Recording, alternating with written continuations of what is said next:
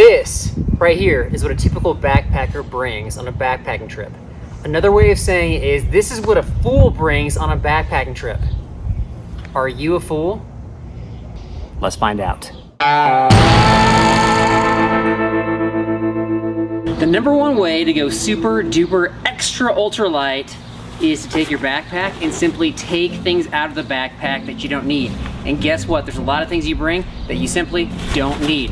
Let's start off with the first one, the sleeping bag.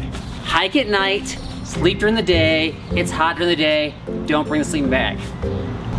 The tent. If you're hiking during the night, sleeping during the day, you don't need a shelter. Find a tree, find some shade, you're good. The sleeping pad.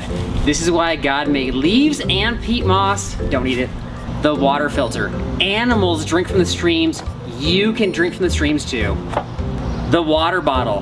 Hike next to water. Don't need to carry water. The stove. Eat cold food, eat energy bars. You can get rid of the stove, the fuel. Don't need it. The pillow. Really? A pillow? What do you bring in your house with you? Ditch it.